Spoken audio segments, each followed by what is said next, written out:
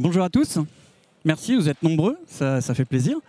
Aujourd'hui, là, on va vous parler de l'IA au sein de la finance et surtout l'usage qu'on fait, nous, de l'IA dans nos produits qu'on verra. Je vais vous faire une présentation rapide de nos produits et surtout, qu'est-ce qu'il y a derrière l'IA. Alors, dans l'IA, il y a artificiel, mais là, on va essayer plus de parler de l'intelligence. Déjà qu'au niveau humain, l'intelligence, c'est pas quelque chose qui est assez facile à concevoir, mais souvent on parle de inné et de acquis au niveau de l'intelligence.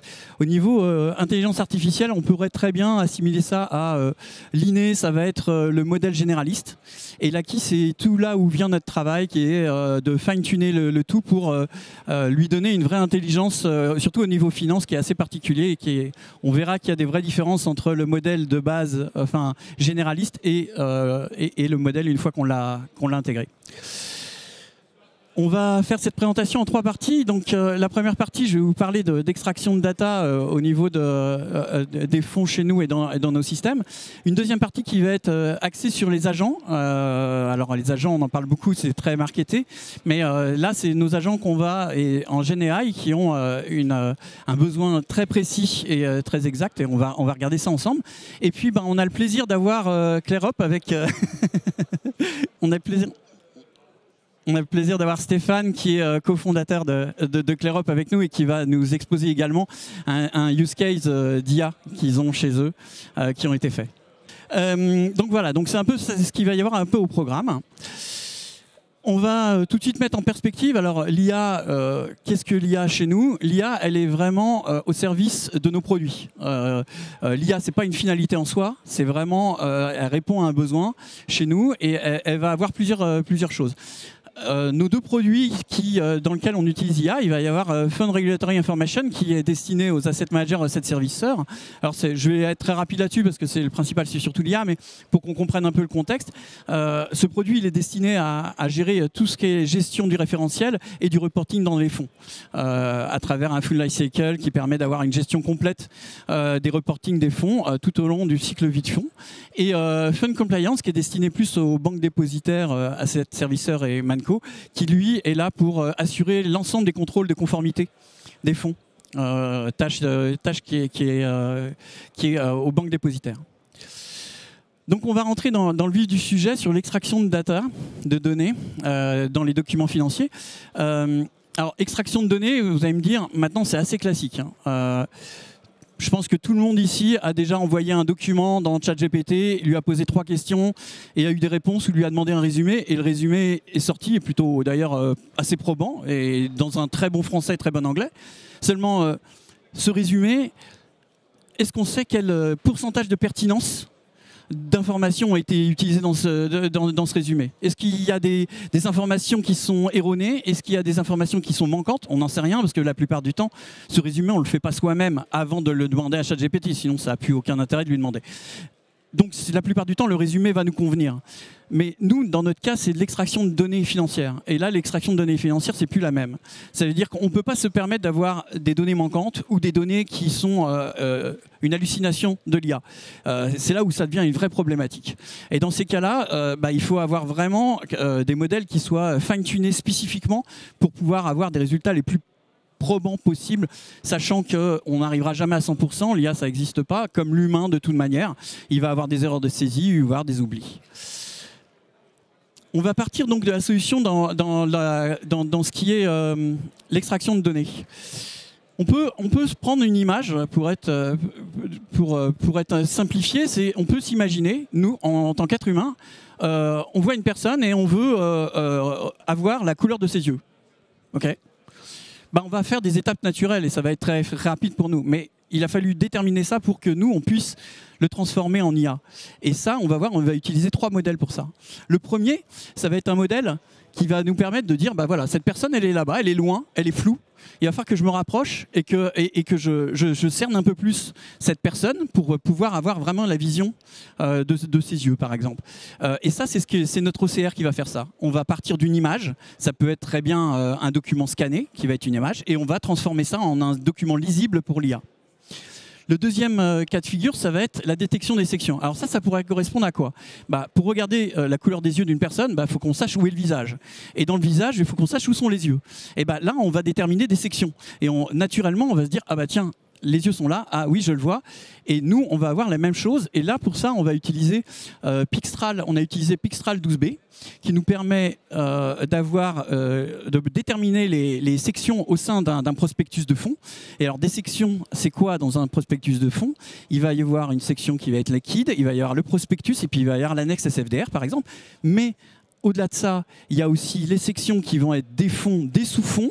Et au-delà de ça, il y a aussi des share classes. Donc tout ça, c'est des partitions qu'il faut réussir à bien identifier, parce que toutes les données qu'on va extraire, il va falloir qu'on les remette aux bons endroits.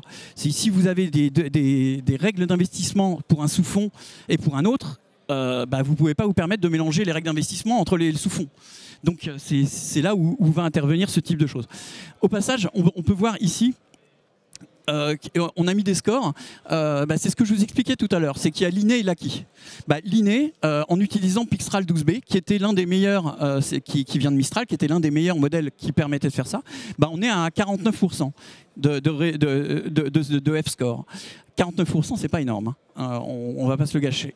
Et après le fine-tuning qu'on utilise et qu'on fait, on a une équipe de data scientists spécifiques là-dessus, qui est avec des data linguistes, et qui vont travailler sur le système, et on arrive à un pourcentage de 96%. Donc 96%, déjà, on s'en rapproche beaucoup plus de ce que pourrait faire un humain.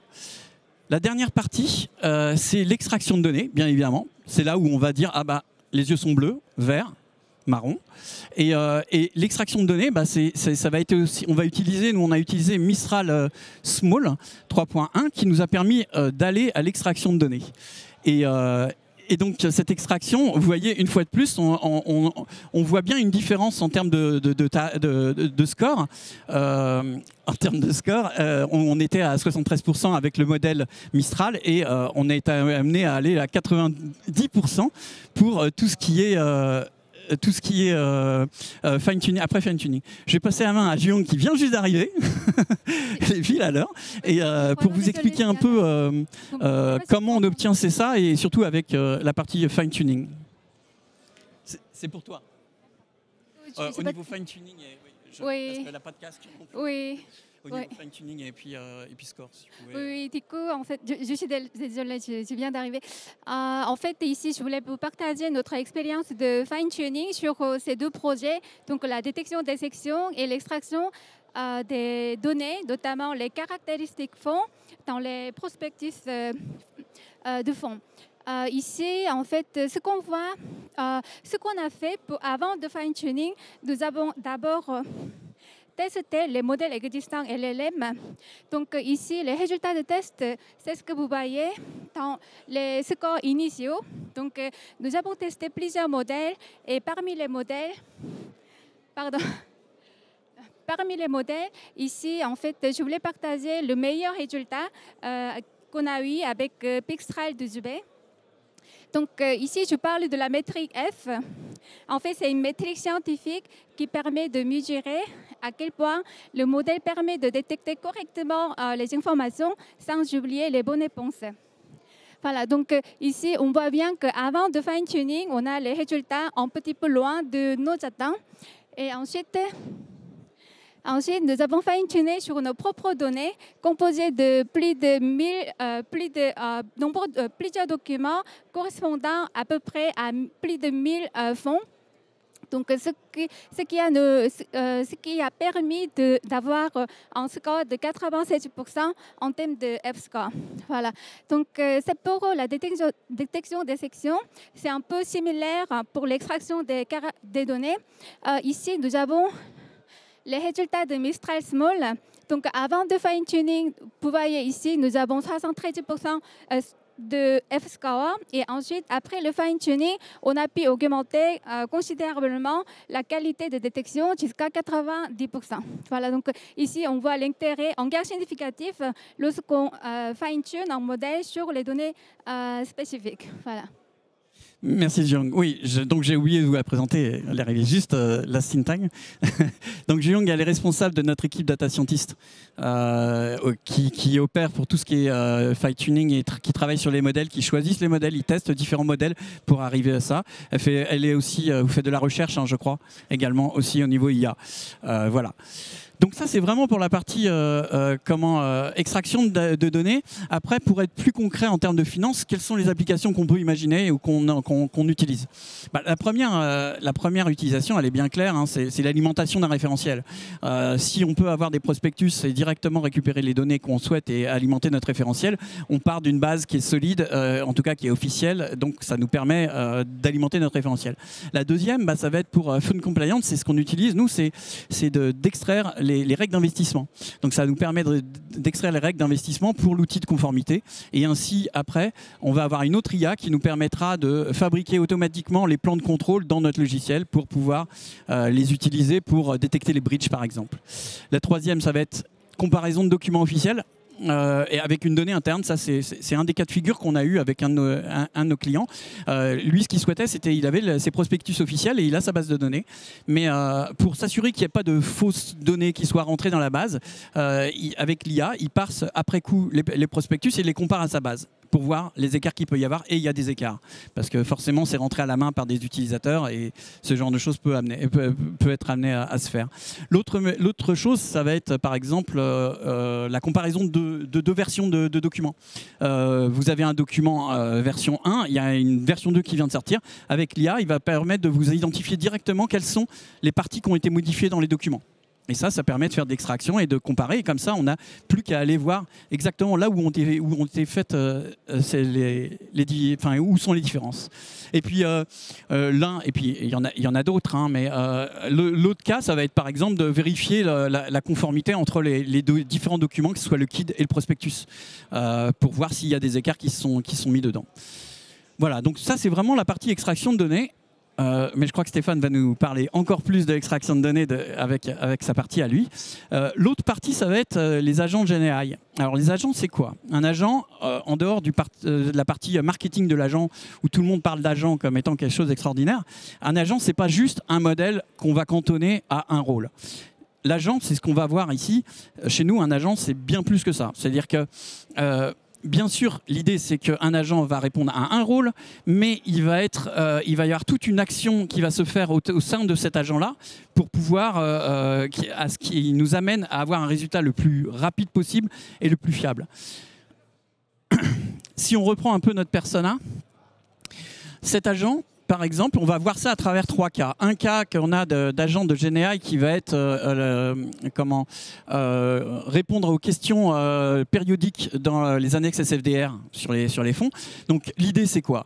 C'est que on vient avec la question à laquelle on veut avoir une réponse par l'IA.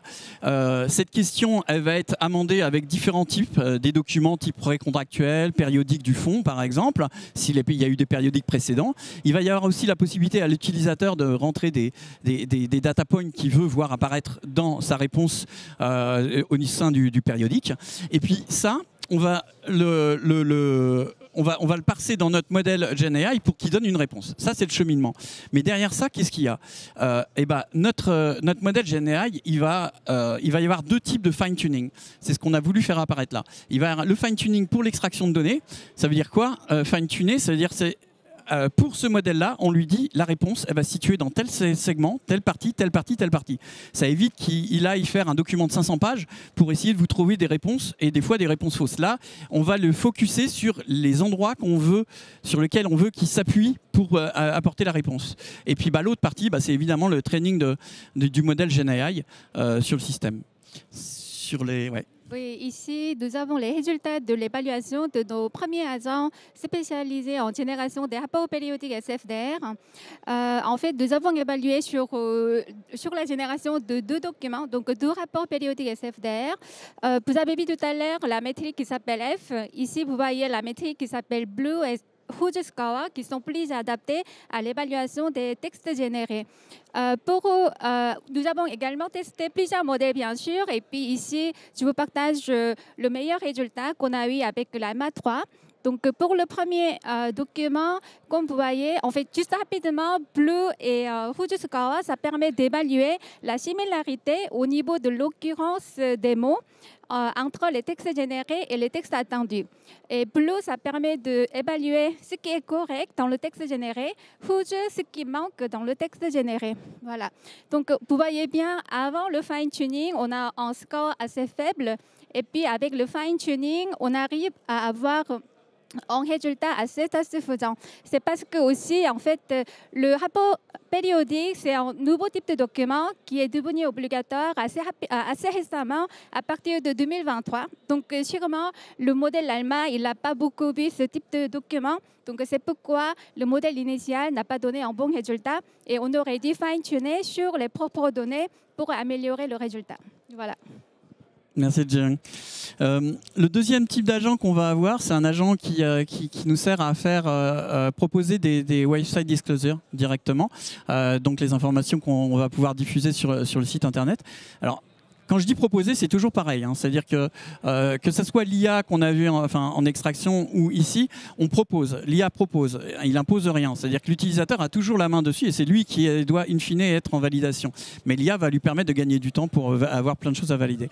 Et donc, dans ce cas de figure, vous voyez, c'est un peu différent déjà que du premier. C'est que les documents, il va s'appuyer sur des prospectus. Et puis, les documents pour le fine-tuning aussi va être différent. On va lui faire passer des prospectus, des website disclosures aussi.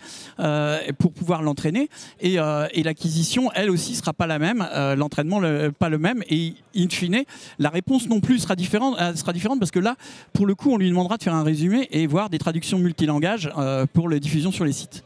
Et le troisième et dernier agent que je vous présente, c'est un agent qui permet de proposer du contenu dans les prospectus.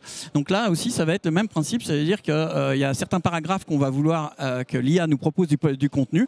Et pour ce faire, là encore, on va s'appuyer essentiellement sur référentiel de fond, parce qu'évidemment, si on veut avoir du contenu sur le prospectus, c'est qu'on ne l'a pas le prospectus, sinon ça n'a pas grand intérêt. Mais donc on va s'appuyer sur les référentiels de fond, et puis sur des données type ESG ou des données utilisateurs.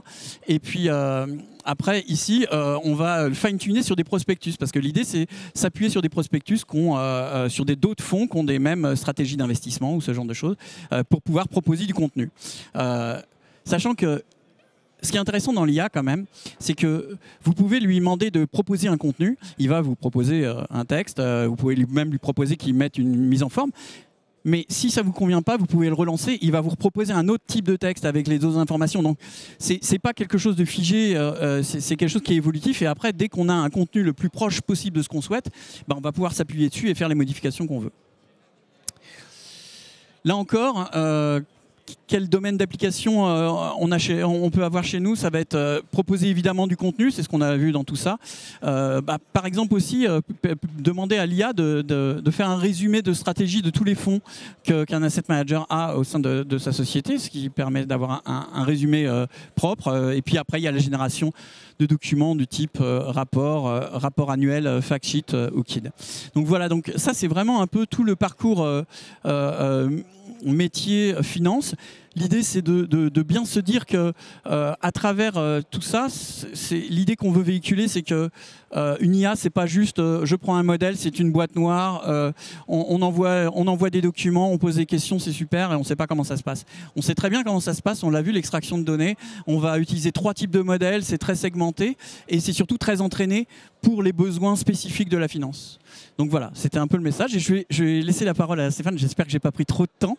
J'espère que j'ai pas pris trop de temps, que tu vas avoir un peu de temps pour la suite. Merci bien. Merci beaucoup. Je vais vous présenter un peu ce qu'on fait avec l'Europe. Donc l'Europe, c'est pour ceux qui étaient là ce matin, j'en ai dit un petit mot.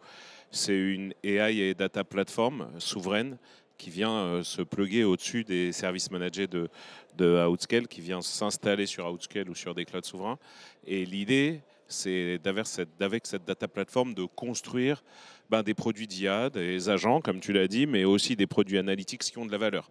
Donc nous, notre but, ça a été de construire une plateforme avec un parcours utilisateur simple qui vous permet d'utiliser vos données pour construire des data et des agents IA. Je vais vous faire une démo à la fin d'un des agents qu'on a construit pour un de vos confrères.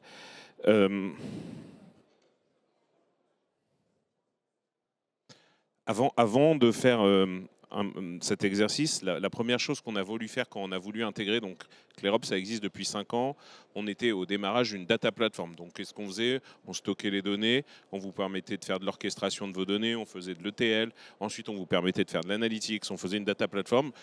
Nos concurrents illustres américains, c'était des Databricks, des Snowflake, ce genre de concurrents-là que vous connaissez déjà. Une fois que l'IA est arrivée, on s'est dit, mais en fait, nous, on n'est pas juste des techniciens. On a envie que l'IA elle soit au service des métiers, on a envie que cette IA elle apporte de la valeur. Donc on s'est dit, ok, c'est quoi les grandes familles de cas d'usage sur lesquels l'IA apporte de la valeur? Dans notre tête, on a quand même un premier sujet. Ça apporte de la valeur si vous pensez que vous avez une expertise singulière, que vous avez envie de donner à l'IA. Donc s'il y a une expertise générique, il suffit d'acheter une IA du marché qui va être une expertise générique. Si vous avez une expertise singulière, il faut que vous construisiez votre propre IA ou votre propre agent qui correspondent à cette expertise singulière.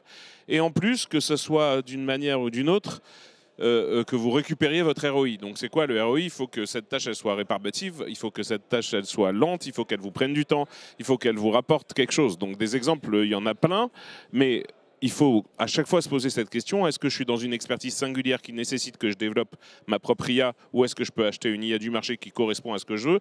Je donne un exemple. Si vous voulez faire des comptes rendus de réunion, vous n'avez pas besoin de construire votre propre IA de compte rendu de réunion. Je veux dire, vous n'êtes pas dans une expertise singulière, il y en a qui existent, vous allez prendre votre IA de compte rendu de réunion. Après, il y a certains domaines, notamment en finance, où vous avez des expertises singulières qui nécessitent votre de développement de votre propre IA sur une plateforme comme Clearup. Il y a 4 grandes familles selon nous. Les grandes familles, premièrement, c'est dialoguer en langage naturel avec vos données, même si vous n'êtes pas un expert. Donc vos données, qu'elles soient structurées, non structurées, dans des tableaux, dans des schémas, dans des images. Comment je peux dialoguer à vos données? La deuxième, c'est... et donc plutôt... Là, l'exemple qu'on donne ici, c'est plutôt avec des données structurées. C'est comment je suis capable d'interroger en langage naturel des données structurées. Ça, c'est le premier sujet. Le deuxième, c'est comment je peux interroger des données non structurées. Donc, de quelle manière je peux interroger mes documents et interagir avec mes documents. La troisième, c'est comment je peux avoir quelque chose de relation client un peu plus intelligent que les chatbots habituels. Et la dernière, c'est de la génération de contenu. Et donc, c'est à partir de tout ça, comment je peux générer du contenu dans un format type. Encore une fois, je peux donner des exemples qui soient génériques comme des exemples qui soient spécifiques. L'exemple qu'on a rencontré déjà 10 fois, même dans des acteurs de l'asset management par exemple, c'est la réponse automatique aux appels d'offres. Donc évidemment, vous recevez un dossier d'appel d'offres, vous voulez savoir, vous voulez être asset manager de celui qui va gérer cette somme d'argent. Du coup, vous devez répondre avec plein de critères auxquels vous avez déjà répondu dans d'autres appels d'offres et vous voulez construire votre réponse à appel d'offres. Donc ça, c'est des genres d'IA que vous pouvez construire avec la plateforme. Je vous ai raconté, je vais vous raconter donc, des choses qu'on fait. Donc, avec le Crédit Agricole, on fait un assistant qui permet de générer des contrats dans des environnements bancaires les plus galères possibles. Donc il y a du DORA, il y a de l'EBA, du RSE, du RGPF, vous connaissez toutes les réglementations. Vous voulez générer un contrat avec une association, vous générez un contrat de sponsoring, vous voulez générer un contrat n'importe lequel, vous avez un contrat qui doit être compliant avec tout ça, vous voulez le faire. Le deuxième, c'est celui que je vais vous montrer en démo dans 1 minute. C'est vous avez... des documents des documents qui sont plutôt des documents non structurés avec des images, des tableaux sur des fonds illiquides. Donc là, c'était sur des immeubles en Angleterre. Vous voulez non seulement récupérer tout ça dans un format structuré, donc récupérer des data points et pouvoir faire l'analyse sur ces data points, et ensuite restituer ce rapport à vos LPs directement. On peut aussi faire de l'automatisation de la consolidation de PNL directement. Donc ça, c'est plutôt pour les équipes finance, c'est peut-être pas pour les banques, mais c'est pour les équipes finances des boîtes en général, ou de l'automatisation, de la consolidation, du contrôle de chiffre d'affaires par canal de vente. Ça, c'est les derniers sujets dans le monde de la finance qu'on a fait. Je vous montre un peu une démo de comment on crée un assistant. Là, vous avez une interface qui est l'interface de Clearup. Dans cette interface de Clearup, on a déjà créé l'assistant, là. Donc, c'est un assistant. Vous le créez en 3 clics sur le patrimoine de données que vous avez décidé d'utiliser. Ce patrimoine de données, il est déjà hébergé dans Clearup. Vous l'avez déjà de manière sous-jacente mis. Vous pouvez uploader des nouveaux documents et lui poser des questions de manière sur du texte qu'il peut aller récupérer dans les documents. Premièrement. Deuxièmement, vous pouvez lui demander d'extraire des data points. Donc d'extraire des data points, c'est de les transformer dans un format structuré. Donc il doit trouver des data points dans un endroit et il les transforme dans un endroit structuré. Ce qu'il y a derrière ça, c'est plusieurs choses. C'est que Clearop propose toute la chaîne d'embedding, toute la chaîne RAG. Dans celui-là, on n'a pas eu besoin de la chaîne RAG. Toute la chaîne RAG as a système. Et ensuite, vous permet de vérifier en ouvrant les documents en question que c'est les bonnes données que vous avez. Et ensuite, il peut comparer les chiffres qui sont des chiffres qui sont dans des graphiques. Donc tout ça utilisant la chaîne OCR. Les outils d'OCR sont aussi à l'intérieur de Clearop. Et là, on a fait la première, c'était sur un document simple. Celui-là est beaucoup plus compliqué parce qu'il y a beaucoup plus de typologie d'images, de textes, de tableaux, etc. Donc là, c'est la même, je crois. Là, on peut arrêter la démo, je crois qu'elle run 2 fois d'affilée. J'ai déjà montré tout ça. L'idée de tout ça, c'est de vous fournir une bibliothèque de tools qui soit déjà pré-utilisable dans Clearop pour que vous puissiez construire vos agents. Donc Clearop vous permet d'avoir des tools. C'est quoi un tools? C'est lire un document. Un tool, c'est oscériser un document. Un tool, c'est envoyer un email. Un tools. Et le but de Clearop, c'est vous permettre d'avoir une interface ultra simple pour orchestrer l'ensemble de ces tools directement là-dedans. Donc, c'est quoi orchestrer l'ensemble de ces tools? C'est lancer un traitement qui va enchaîner plusieurs tools. Lire le document, construire un tableau, faire un PowerPoint et ensuite envoyer ce PowerPoint à l'ensemble du management, par exemple. C'est le genre de choses qu'on est capable d'enchaîner et c'est la promesse de l'agentique de demain. Si je devais parler un peu sur l'agentique, je dirais faites attention en utilisant ces sujets parce qu'ils vous donnent accès ils vous demandent les accès à tous vos mots de passe de tous vos systèmes, etc. Donc il faut faire gaffe. L'avantage d'utiliser une solution souveraine dans un environnement Secnum Cloud avec justement le bundle Mistral, toutes les choses qui nous permettent de rester dans un environnement fermé et d'avoir votre instance de data à vous, c'est de le faire dans un environnement que vous maîtrisiez et sécuriser tout ça avec une interface qui est simple d'accès. Voilà un petit peu ce que je voulais dire. Vous avez peut-être... on a fini, j'ai fini, d'accord, terminé. Ça me finit. J'ai plein de gens qui me font comme ça. Ça veut dire fini, voilà. C'était de ma faute, merci beaucoup. Si vous aviez des questions, je suis là.